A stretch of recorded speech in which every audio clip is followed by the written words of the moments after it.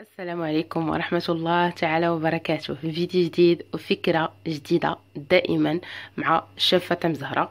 كيف ما توقعتوا معايا دائما كتشوفوا معايا الجديد. اليوم جيتكم بواحد الفكرة اللي هي جديدة غادي نبداها ان شاء الله. غادي نحاول نتطرق للحامض. غادي ندير به عدة وصفات نتقربوا منه، بالاخص حنا دابا في هذا الموسم ديالو اللي هو تبارك الله موجود والثمن ديالو قليل والمنافع ديالو كثيره. ان شاء الله غادي ندير عده وصفات كيف ما غتشوفوا معايا، وغادي نبدا باول وصفه هي البسبوسه ديال الحامض. كيف ما كتشوفوا معايا كتجي غزاله غزاله غزاله وسهله ومكونات جد بسيطه والنتيجه كتكون رائعه. ما نطولش عليكم، نبداو على بركه الله وبسم الله. نبداو وبسم الله نبداو على بركه الله. اللي غادي نحتاجو لهاد البسبوسه هذه، غادي نحتاج لواحد 3 ديال البيضات يكونوا صغار، غادي نحتاج لكاس لاروب ديال السنيده، كاس ديال الزيت. هنا حكيت واحد الحامضه وعصرت العصير ديالها، عطاني هاد الكميه. 2 كيسان ديال السميده ديال الحرشه، وكاس ديال دانون فاني، وخماره وحده. هادشي هو اللي غادي نحتاجو، واكيد قبيصه ديال الملح شي حاجه اساسيه. هذا هو البسبوسه. بالنسبه باش غادي نسقيوها، غادي نسقيها غادي نشد في كاسرونه غندير فيها كاس ونص ديال الماء، وكاس ديال السنيده، وطريفات ديال الحامض، ونديرها فوق من البوطه. هذه هي المرحله الاولى اللي غادي ندير. نقول بسم الله. ندير كاس السنيده، نزيد عليه كاس ديال الماء، نزيد واحد نص كاس،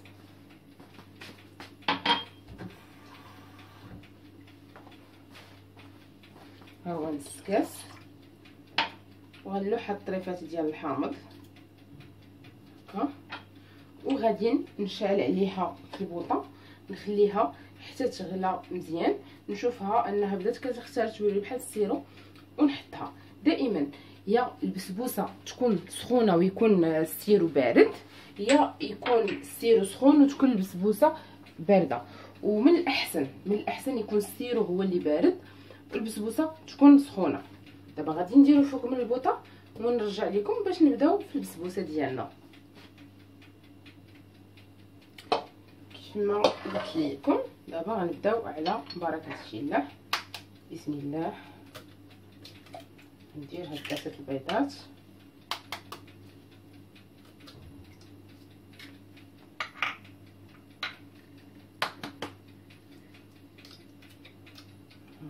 هكا. ني سهله، ما كتاخذ منا لا مجهود لا وقت ولا حتى شي حاجه. غندير واحد القبيصه ديال الملح.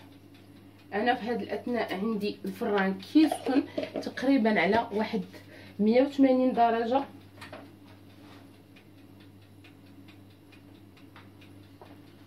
صافي. وغادي ندير كاس لارو ديال السنيده، ونحاول نخدمهم مزيان.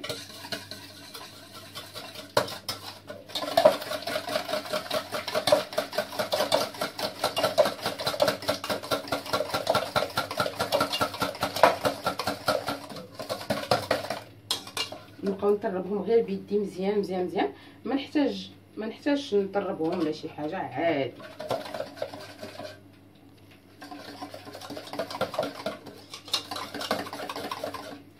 دابا غادي نضيف الزيت،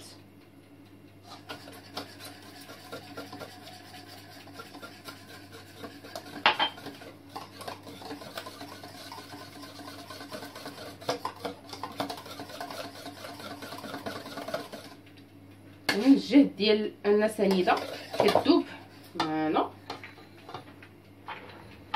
هنا دائما كيف ما نتوما كتعرفوا الحاجه اللي كيكون فيها الحامض او لا كيكون فيها الخل كتكون دائما رائعه وكتكون رطبه وغزاله.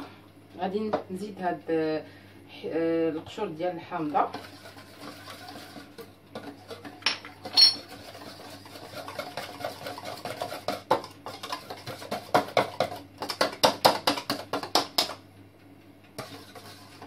غادي نزيد هاد الدانون ديال الفاني. ما من الاحسن هذه كتبغي دانون يكون يعني فاني اولا طبيعي.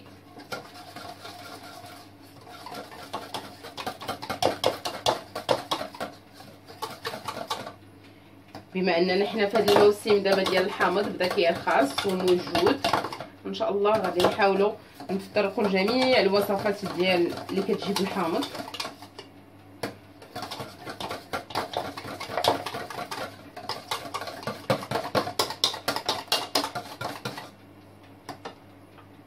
غنزيد عصير ديال الحامضه،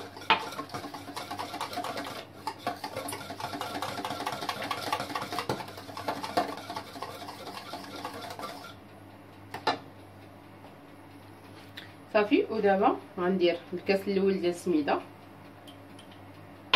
نخوي غير تدريجيا تكون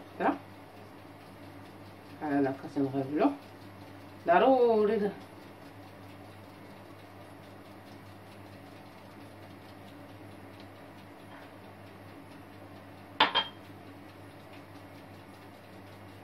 هكا غادي نغربل الخماره وحده،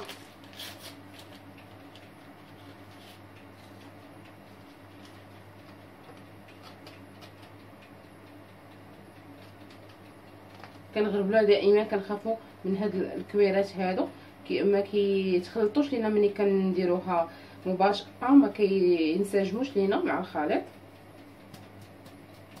وغادي نزيد الكاس الثاني،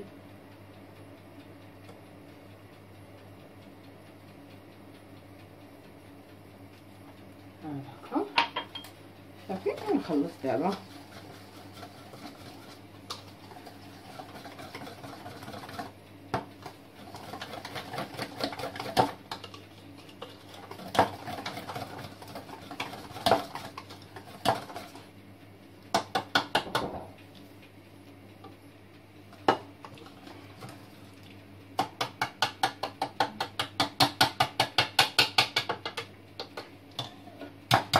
هنا غادي صافي من بعد ما نسجم لينا الخليط كامل. هنا شديت هاد المول ديال الزاج، اي مول عندكم متوفر في الدار، دهنتو بالزبده ورشيتو بالسميده صافي. وغادي نخوي فيه الخليط.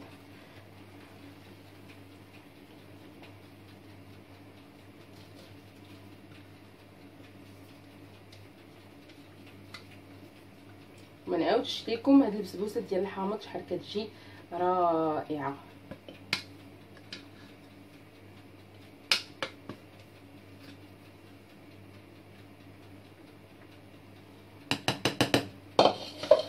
دابا غادي ندخلها للفران، تقريبا غادي طيب تقريبا على واحد 200 درجه. نقدروا نشعلوا عليها الفوق والتحت. انا دابا حاليا غنشعل عليها غير لتحت تنشوفها قربت طيب، وغنشعل عليها الفوق والتحت، لان البسبوسه كيف ما كنتوما كتعرفوا ما كتطلعش بزاف، كتبقى في واحد المستوى، سواء شعلنا عليها من الفوق والتحت سواء شعلنا عليها غير لتحت، دائما على حسب كل واحد والفران ديالو. دابا غادي نديرها الطيب، من بعد ما طيب ان شاء الله ونرجع معكم للتتمه. خليكم معنا. وها هي من بعد ما خرجتها من الفران كيف ما كتشوفوا معايا، دابا غادي نسقيها.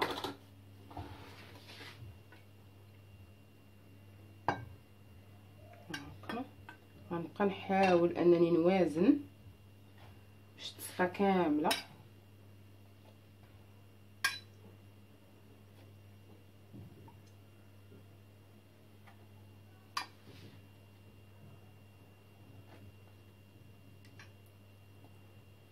صراحه طالعه منها ريحه الحامض كتحمق.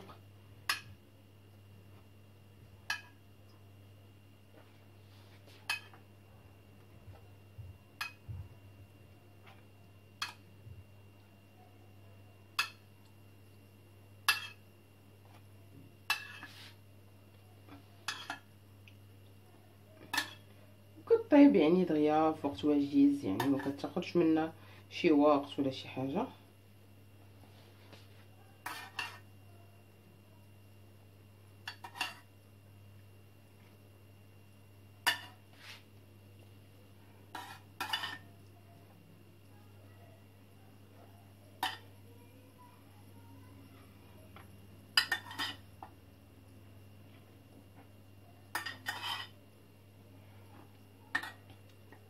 هاكي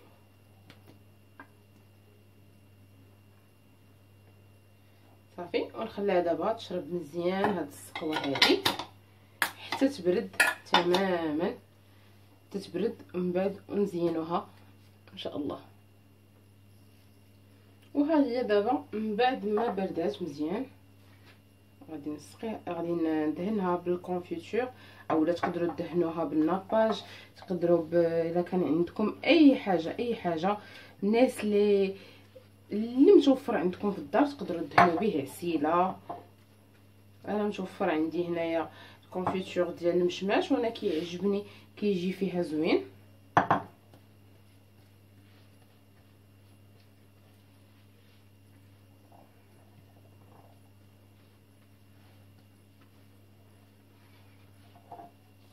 صافي انا دهنتها وغادي نرش عليها الكوك، اولا اللي عندها اللوز ايفيلي اولا اللي عندها اللوز كونكاسي.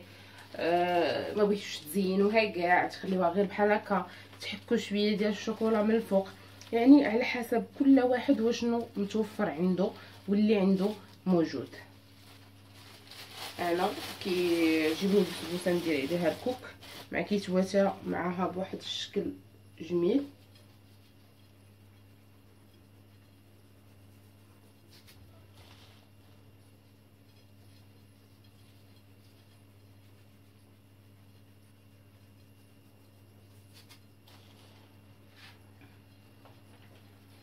الحامض كيتواتى معاه الكوك.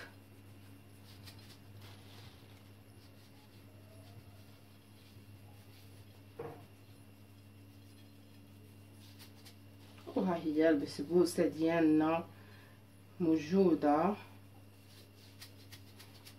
كيف ما كتشوفوا معانا. غادي نقطع معكم واحد الطريف باش تشوفوا معايا كيفاش كتجي.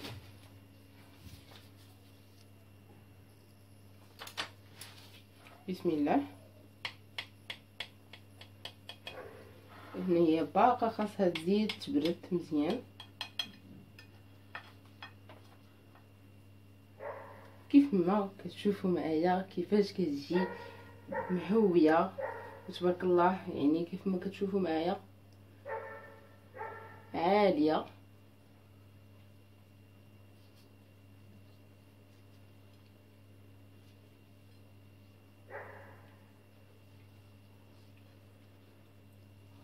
وخليكم معايا في وصفه جديده ان شاء الله. نبداو على بركه الله.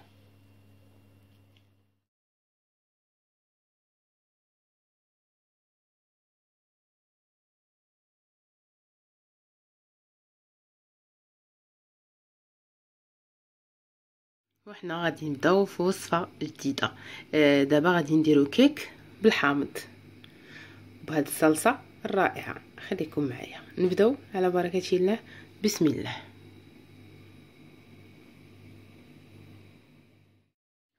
ونبداو على بركه الله. بالنسبه للوصفه الثانيه كيف ما قلت لكم الكيك ساهل ماهل. فيه تنحتاج فيه 3 ديال البيضات، كاس ديال السكر، نص كاس ديال الزيت نباتيه. هنا شديت حامضه عصرتها كملتها بالماء، يعني عطاتني كاس ديال العصير ديال الحامض مخلط بالماء. هنا واحد القشور ديال حامضه محكوكه يستحب تكون خضراء. هنا واحد 4 ديال القطع ديال الفرماج مثلث اولا مربع كيف ما نتوما يعني يمكن متوفر عندكم. وغادي نحتاج هنا عبر 300 غرام ديال الدقيق على حسب شحال غتهز ليا، وجوج ديال الخمارات وقبيصه ديال الملح. نبداو على بركه الله. غادي ندير البيض. بسم الله. صراحه كتجي ساهله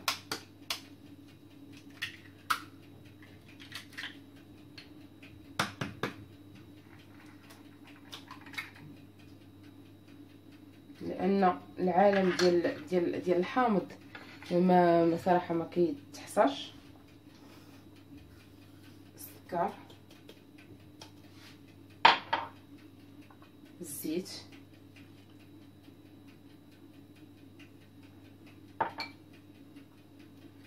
الحامض هو والماء، القشور ديال الحامض. انا عجبني نطحنهم دابا مع الكيك. تقدروا الا بغيتو تخليوهم حتى تحيدوها، تبغيو ديروا الدقيق عاد باش تلوحوها يعني تقدروا. انا كيعجبوني، واللي ما كيبغيهمش يقدر يدير غير ساشي ديال الفاني، بيسه ديال الملح. وغادي ندير الفرماج. صراحه الفرماج كيعطيها واحد الرطوبه، واحد المذاق رائع.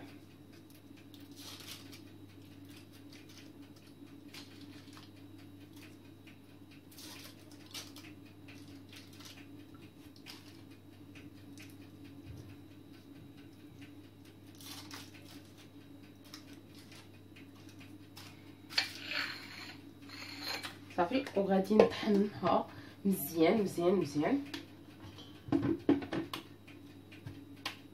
نطحن ونرجع لكم ان شاء الله.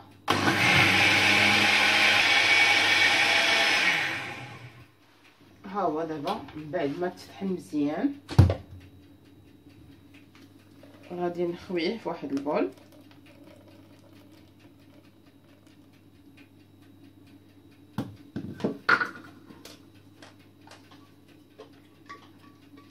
لا للضياع دائما.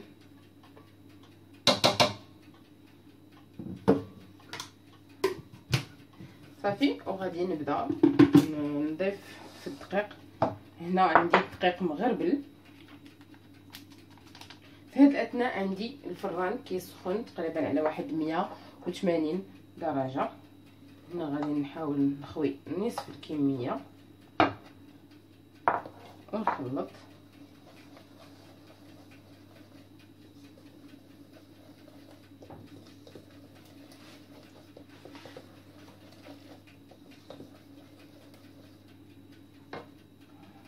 نزيد النصف الدقيق وغادي نغربل هاد الخمارات.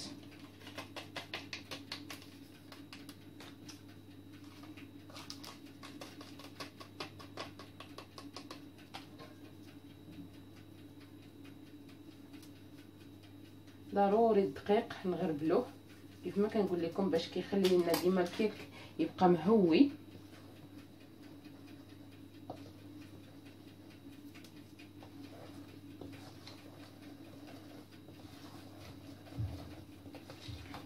انا هذا الكيك اللي كندير بالحامض يعني ما كنكونش كنخاف منه.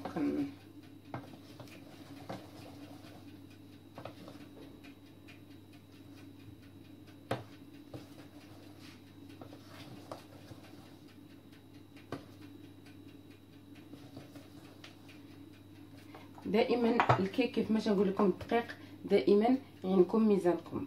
دائما انا قلت 300 غرام، انا هنا ما هزاتش ليا 300 غرام تقريبا. نقصت منها واحد نص كاس تقريبا. هانتوما كيف ما كتشوفوا معايا.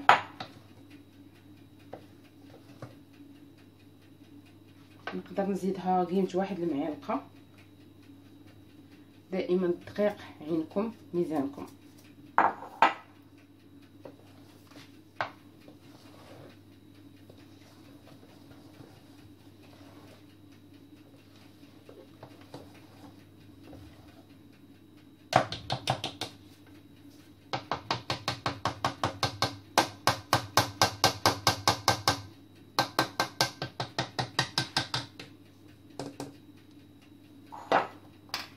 هنا شديت هاد المول هذا العادي، دهنتو بالزبده وشتيتو بالدقيق.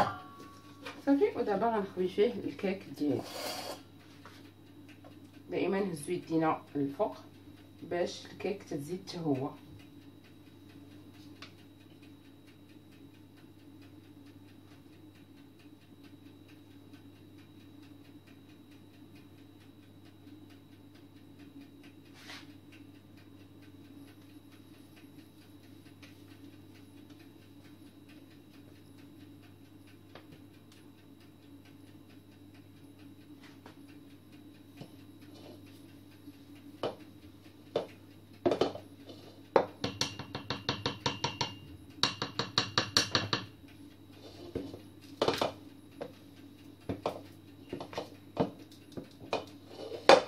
وغادي ندخلها دابا للفران تقريبا على واحد 180 درجه. غادي تستغرق ليا تقريبا واحد 45 دقيقه، ودائما على حسب النوع ديال الفران كيف ما كنقول لكم دائما. انا هنا غنشعل عليها من التحت حتى نشوفها انها طابت وشدات في راسها مزيان، عاد باش نشعل عليها من الفوق غير تحمر صافي ونحيدها ونوريكم الشكل ديال التزيين ديالها كيفيه تزيين والشكل النهائي ديالها. خليكم معايا نديرها طيب، من بعد ما طيب ونرجعوا ان شاء الله. وها هي دابا من بعد ما خرجتها من الفران كيفاش كتجي مهويه. هنا درت غير نيسلي طحنته هو وواحد تقريبا درت واحد 3 ديال المعالق ديال نيسلي، ودرت معاهم واحد 2 ديال الفرماجات وطحنتهم مزيان صافي درتهم في البوش. انا ما كنسوقش، غير عشوائي.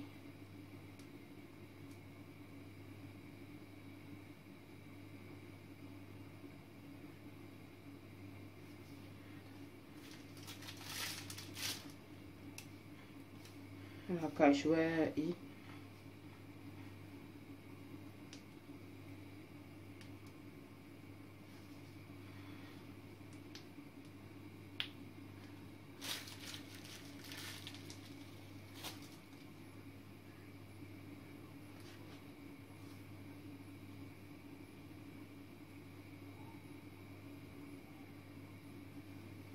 صافي هاد الصلصه هادي ديالنا كتجي غزاله ان شاء الله، غادي نشاركها معكم وكيفاش كتصيب.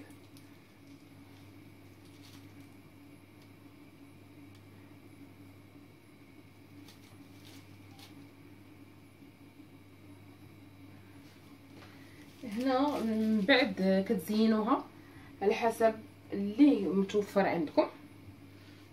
مثلا انا غادي نلوح فيها واحد شويه ديال الكوك هكا،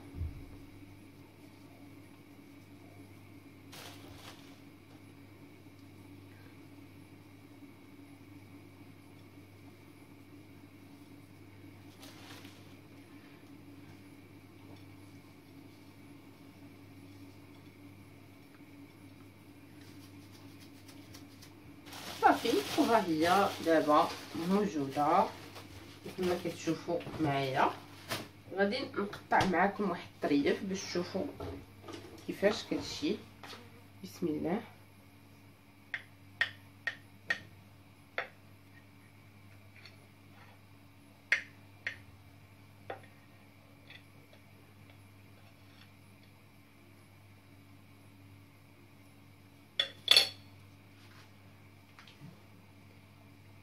كما كتشوفوا معايا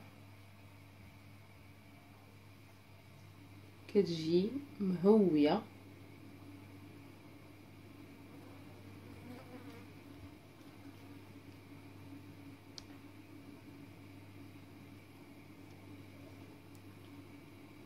كتجي اسفنجيه ورطبه من الوسط. وهذا هو الشكل النهائي ديالها. وان شاء الله في وصفه جديده، خليكم معايا.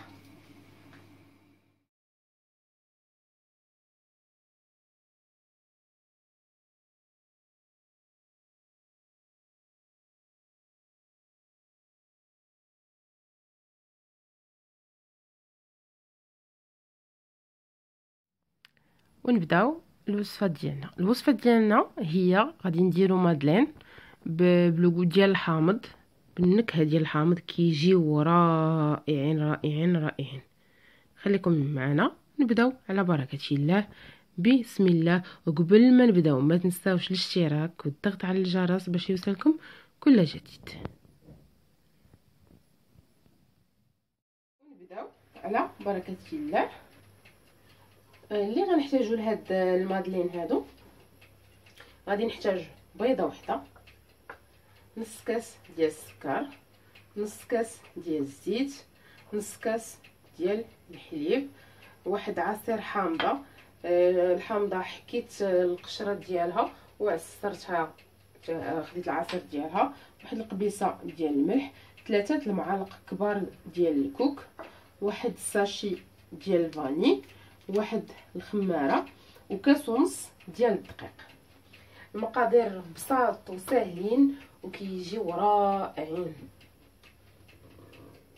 غادي نحتاج الخلاط، غادي ندير البيضه، غنزيد عليها السكر هكا، غنزيد الزيت، غادي نزيد الحليب، نزيد الفاني،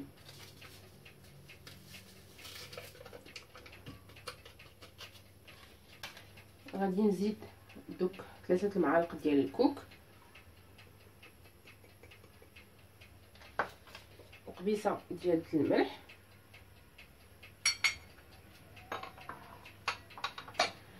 صافي. ونطحن، تيتطحن ليا مزيان.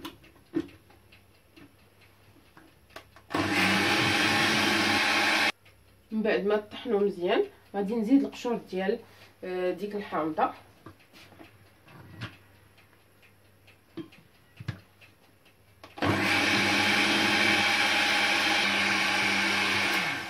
من بعد ما تخلط لينا الخليط مزيان غادي نخويه فشي باسين بحال هكا.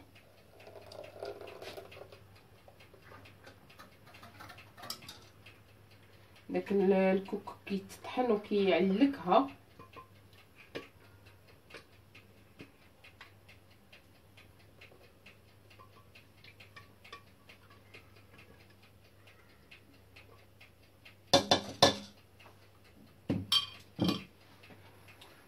غادي نضيف نصف الكميه ديال الدقيق. كما قلت لكم هنا عندي كاس ونص ديال الدقيق،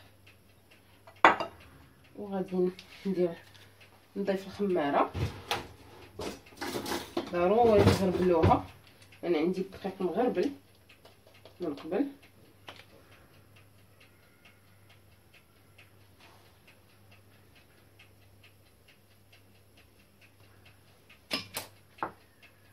صافي ونخلط.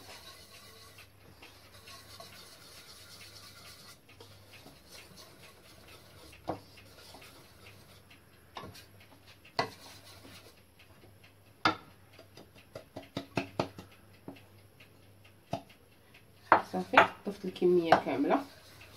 غادي يبان لكم انها قصاحت، لا متخافوش.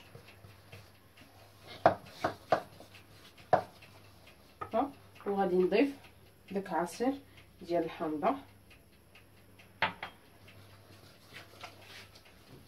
ونخلط مزيان.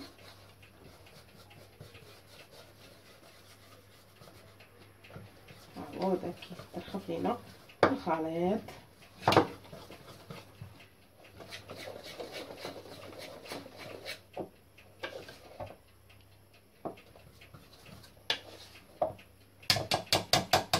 كتعرفوا ان الكب كيك تيبغيو شويه يكونوا قاصحين من العجين ديالهم.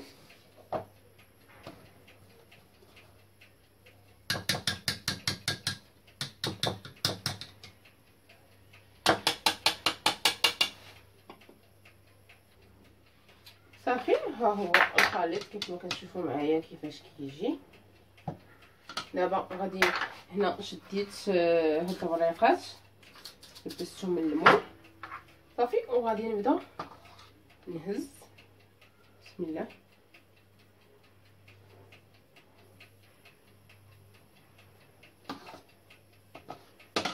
هما يقدر ما غاديش يخرجوا لنا واحد الكميه اللي هي كبيره، ولكن كيجيو بنانين وساهلين.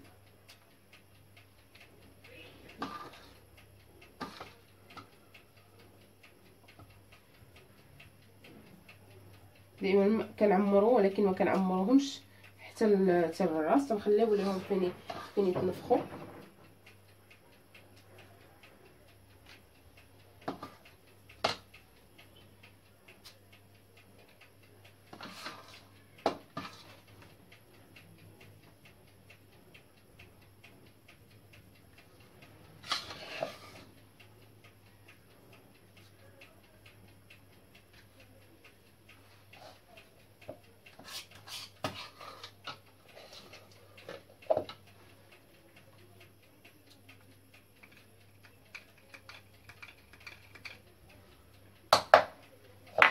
دابا نكمل غير هاد هنا شي وحيده، لا ما كاملاش، غنكمل بها العماره ديال هادو اللي بقاو. صافي كملتهم. ضروري غنخبطوهم واحد شويه.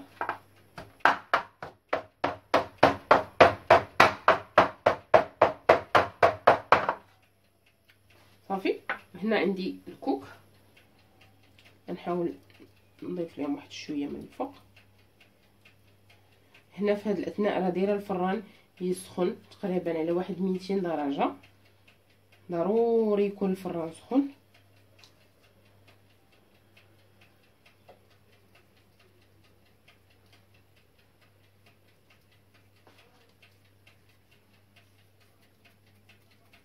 دابا غادي ندخلهم يطيبوا، من بعد ما يطيبوا نخرجهم نوريكم الشكل ديالهم النهائي. هما دابا بعد ما طابوا يلا خرجتهم من الفران، باقيين سخونين كيف ما كتشوفوا معايا. غادي ندهنهم بلا كونفيتور ديال المشماش ولا اي حاجه متوفره عندكم، يعني ماشي بالضروره. نحطهم باقيين سخانين، هذا اختياري يعني ماشي ضروري.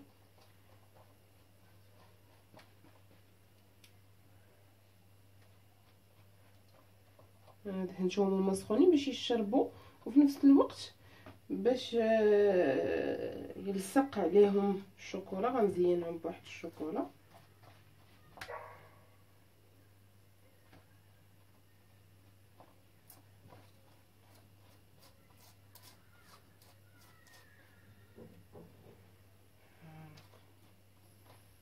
الريحه ديال الحامض خارجه منهم كتشهي.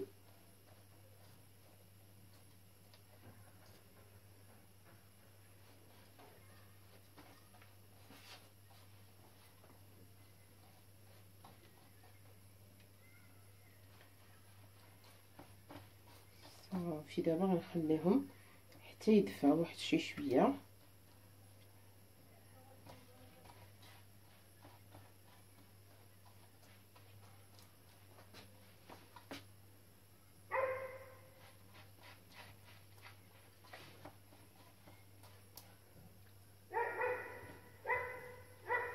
صافي انا كملت الكميه اللي عندي كامله.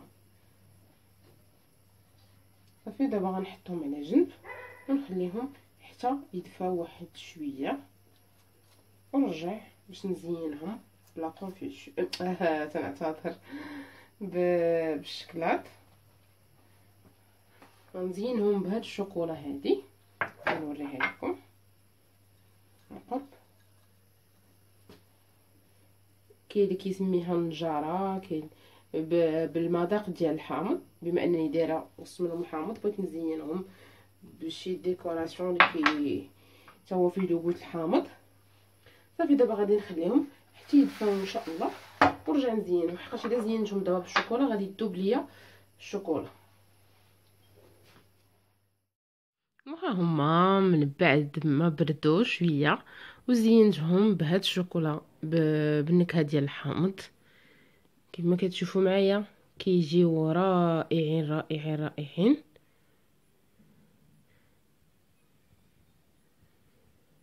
وخليكم معايا مع وصفه جديده.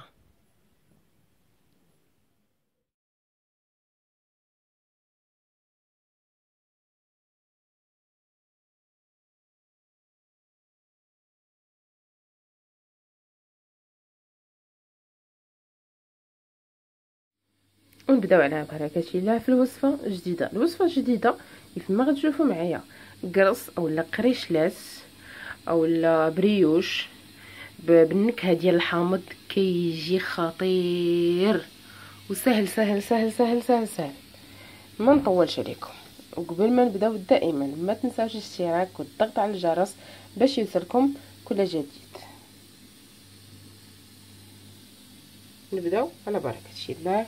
بسم الله وبسم الله. نبداو على بركه الله. اللي غادي نحتاج لهاد البريوش او لهاد القريشلات هادو، غادي نحتاج واحد نص كيلو ديال الدقيق الابيض اي الفورص، غادي نحتاج واحد 4 ديال البيضات، نص كاس ديال السنيده، كاس ديال الحليب، واحد ساشي ديال الفاني، واحد المعلقه صغيره ديال الملحه، واحد قشره ديال حامضه محكوكه، 2 معالق ديال الخميره الفوريه، وتقريبا واحد 80 غرام ديال الزبده.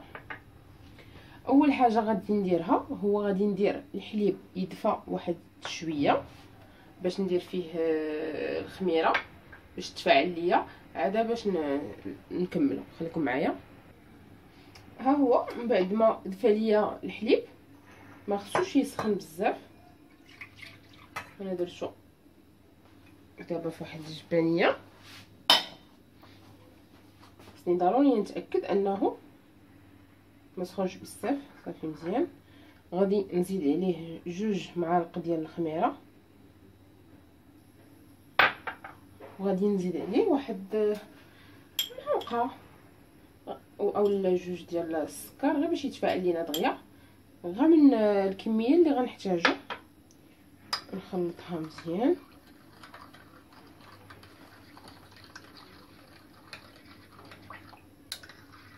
دابا نخليه حتى يتفاعل مزيان.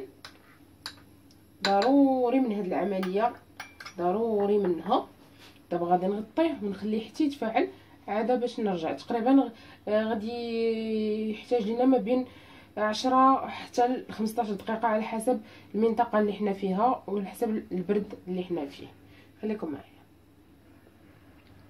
ها هي دابا رجعنا من بعد ما تفاعلات الخميره كيف ما كتشوفوا معايا. دابا غادي ندير الدقيق. كما قلت لكم انا هنا درت نص كيلو. بسم الله.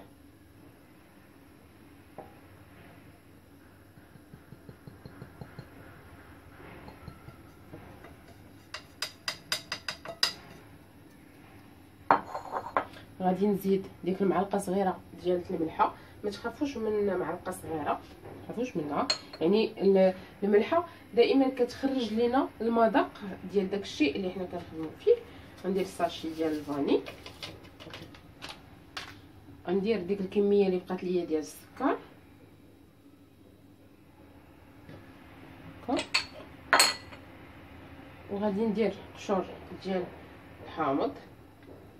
صدقوني كيجيو بالحامض واحد الريحه واحد الطعم خطير. وغادي نزيد البيض. ساهلين ما كيحتاجوا منا لا مجهود ولا حتى شي حاجه. وغادي نزيد الخميره. صافي نهبط داكشي اللي بقى.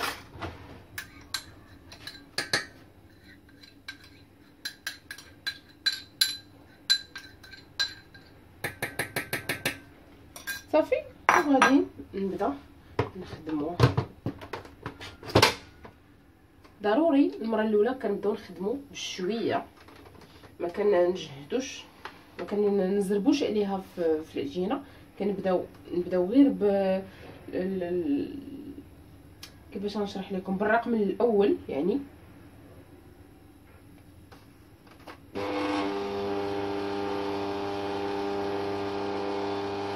كنبقاو بحال هكا حتى تنشوفوا الخليط انه منسجم.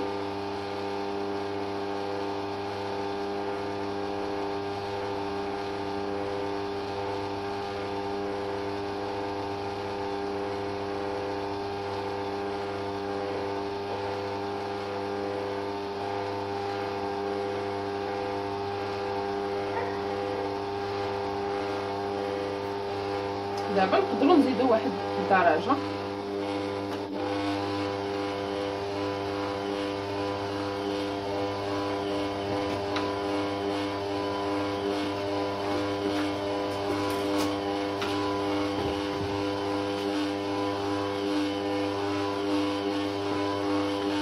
واحد الريحه طالعه ديال الحامض والفاني طالعه من العجينه، واو كتشهي.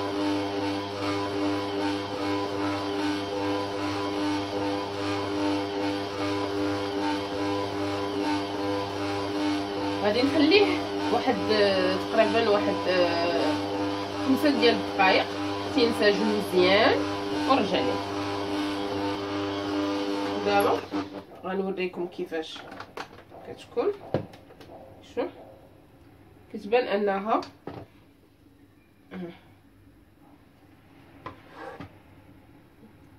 يعني ديك الكميه ديال داك الكاس، يعني داك عبار ما غنحتاجو حتى شي حاجه. وما تخافوش منها ملي كتكون بحال هكا، ما تخافوش منها.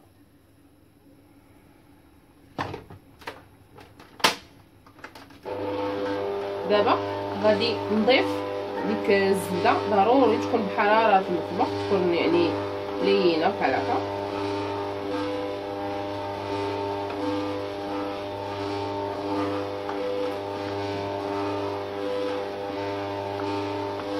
دابا ونخليها تخدم دابا واحد 10 ديال الدقائق، 10 ديال الدقائق تدخل الزبده مزيان وما تبقاش هكا كتلصق، عاد باش نحبس ان شاء الله.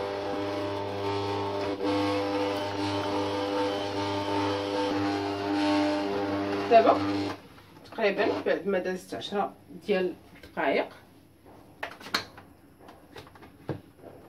كتكون بحال هكا. دائما ندير يدي فيها الزيت وانا كنحيد.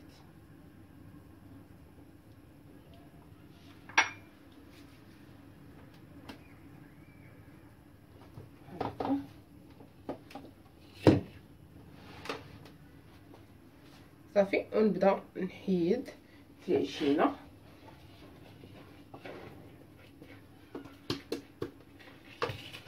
ندهن واحد شويه هنا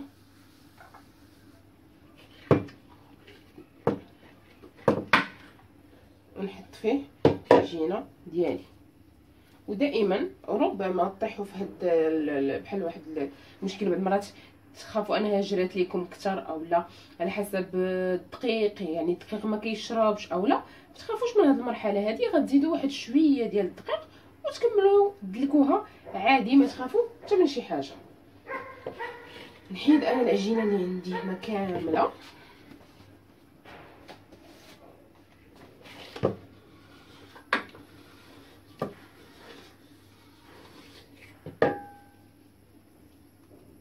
واخا هكا راه ما كتلصقش.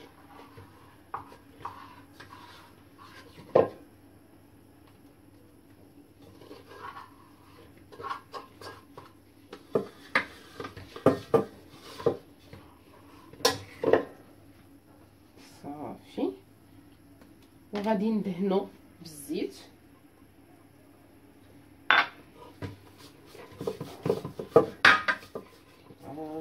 هكا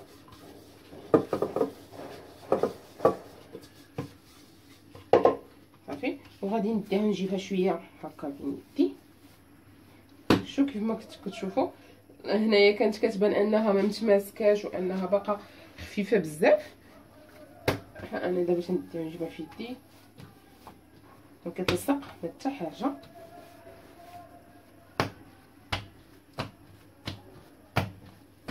والمس ديالها رطاب. دابا غادي نديرها هنا وغادي نغطيها بواحد فيلم اليمونتير مزيان، نلوح عليها واحد الزويف ونخليها حتى تخمر. تقريبا غادي تستغرق معنا تقريبا واحد الساعه ديال المكانه. نغطيها من بعد ما تخمر ان شاء الله ونرجع معكم للتتمه.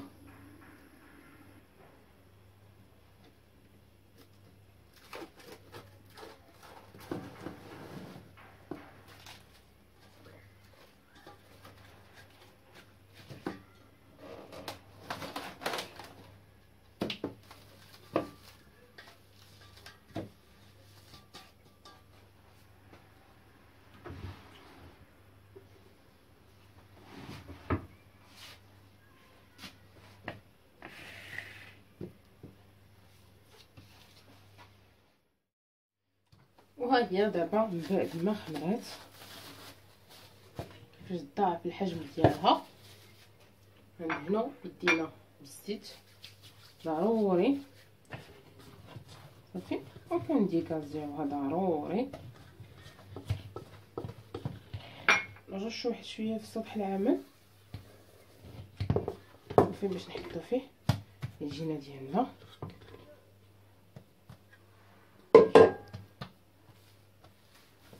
نحاول نديكازيها واحد شي شويه صافي. صافي نشكل منها واحد البودان.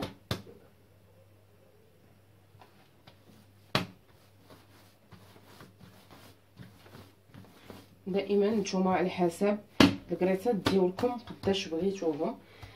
تيبداو تقريبا من 50 غرام. تحاولوا ما امكن ما تفوتوش فيهم 100 غرام، ما تفوتوهاش نهائيا باش ما يجيوكمش كبار بزاف بزاف بزاف. انا غادي نشكلهم 50 غرام، ما بغيتهمش يكونوا كبار، غندير 50.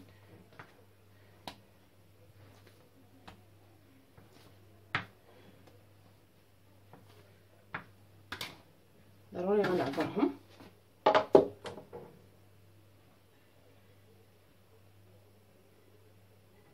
هذه فيها 84.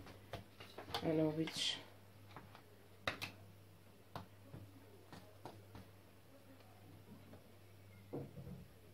غندير فيهم 60 غرام. بارك عليا. هذه 60. هذه فوتها واحد شوي صافي. غادي نبقى بحال هكا حتى نكمل هاد الكميه اللي عندي.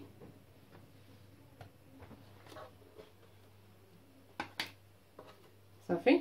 وغادي نبدا نشكلها هكا. دائما بالمساعده ديال الزيت واحد شوي في يدينا.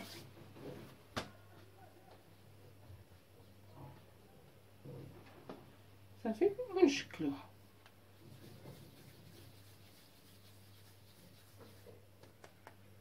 على هاد القد صافي. ونحطها في الطاوه ديالنا. ندير معكم واحده اخرى.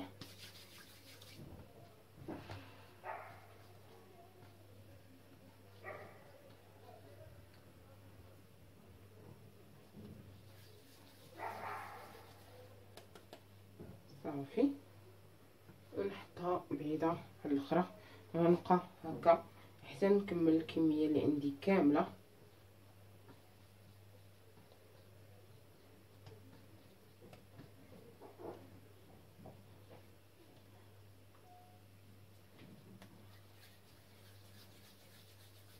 هكا. دائما بعدوهم باش ملي يخمروا ما يلصقوش لينا مع بعضياتهم.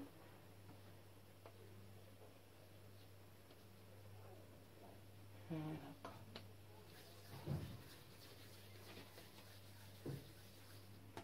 انا غنكمل بهذه الطريقه حتى نكمل نشكل كلهم الكريسات اللي عندي ونرجع لكم ان شاء الله. هنا من بعد ما كملتهم كيف ما كتشوفوا تقريبا هاد الكميه اللي خرجت ليا 19 وحده.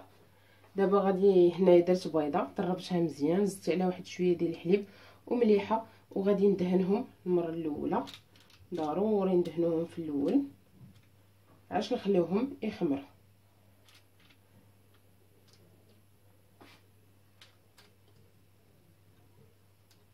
بغيتو ديروا مع البيض ديروا شويه نيسكافي تقدروا ديروه.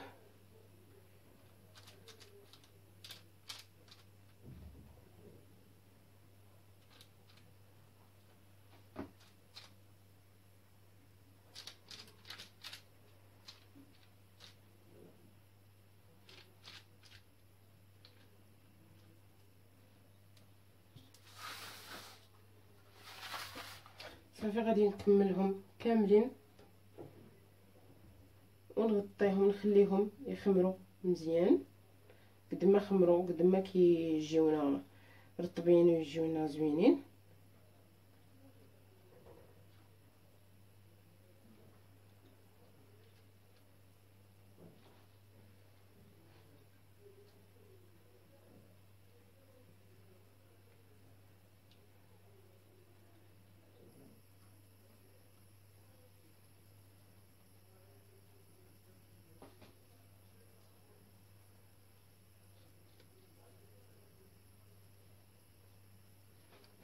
حاولوا دهنوا الجناب، دهنوا كلشي مزيان.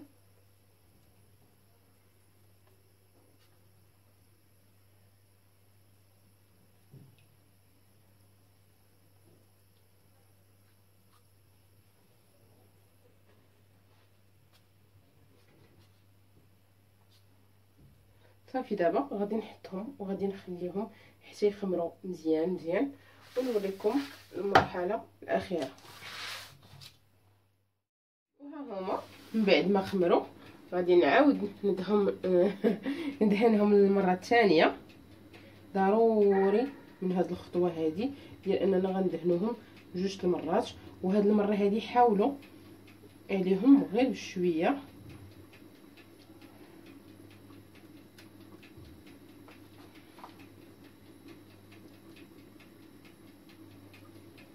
غنكمل هكا، تحاولوا عليهم باش ما يهبطوش.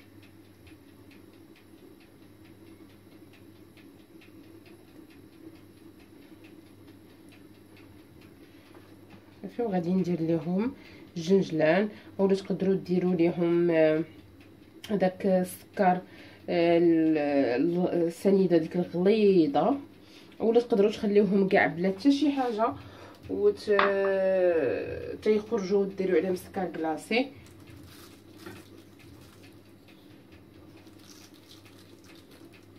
صافي وانا غندير عليهم جرجلان مزيان.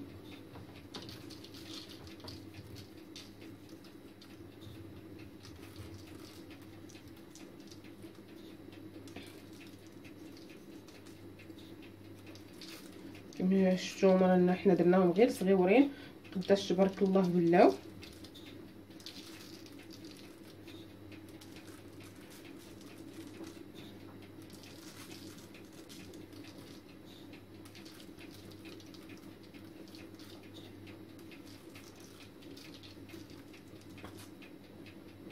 صافي وغادي ندخلهم للفران تقريبا. غادي يكون سخون من قبل، غادي نشعل عليه من الفوق لتحت، وغادي يكون الفران على 180 درجه تقريبا. غادي يستغرقوا معنا الوقت ديال واحد نص ساعه المكانه، وغادي يطيبوا باذن الله. دابا ندخلها للفران ومن بعد ان شاء الله مما طيب ونوريكم الشكل النهائي ديالها. وها هو دابا من بعد ما خرجته من الفران وبرد واحد شويه، هانتوما شوفوا معايا كيفاش كيجي قطني بزاف بزاف بزاف. هانتوما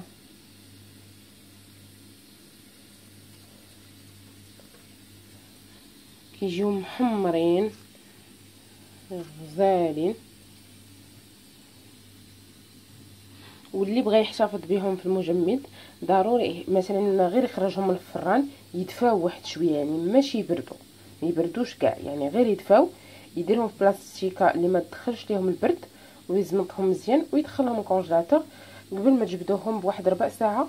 كيبقاو بحال يلاه صيبتيهم غير دابا خرجتيهم من الفران، كيجيو رائعين. لا بردوا بزاف في المجمد ما كيبقاوش زوينين. ويستحب اننا نستهلكوهم نهار اللي نصيبوهم. وخليكم معايا ان شاء الله في وصفه جديده.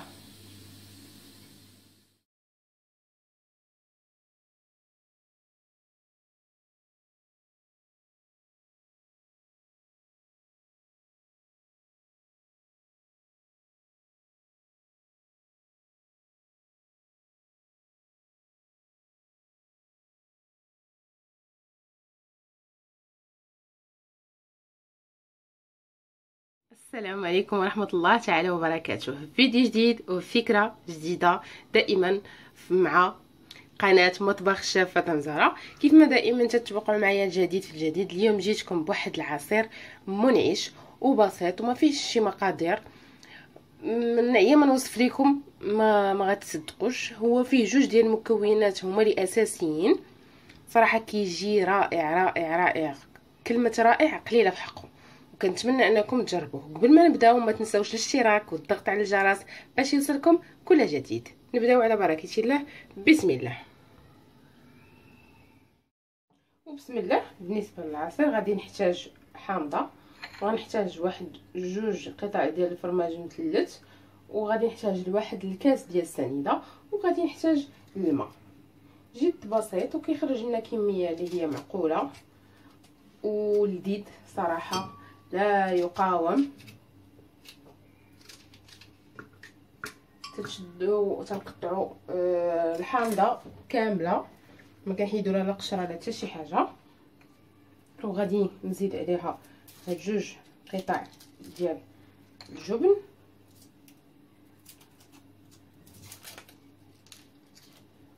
وغادي نزيد هاد الكاس ديال السنيده. متخافوش من هاد المرحله ديال الكاس غادي يجيكم بزاف. وهو السكر اصلا على حسب الذوق ديال كل واحد. وغادي نحتاج لتر ونص ديال الماء،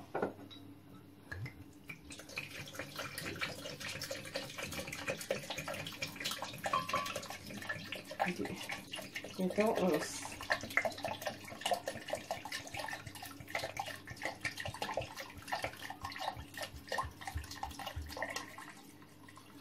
هذا هو لتر ونص ديال الماء. صافي دابا غادي نطحنو مزيان ونرجع لكم ان شاء الله. ها هو دابا بعد ما طحنتو مزيان غادي نصفيه.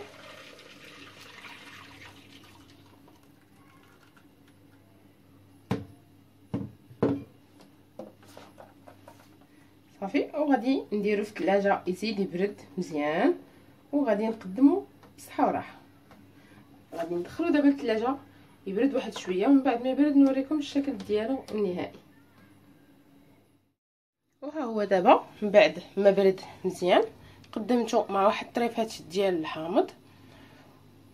صدقوني انه منعش منعش منعش في هذه الحراره هذه ولا اروع. نتمنى انكم تجربوه وتشاركوه معايا في التعاليق ديالكم، تقولوا لي كيفاش جاكم. بالصحه والراحه، فيديو جديد وفكره جديده ان شاء الله. الى اللقاء.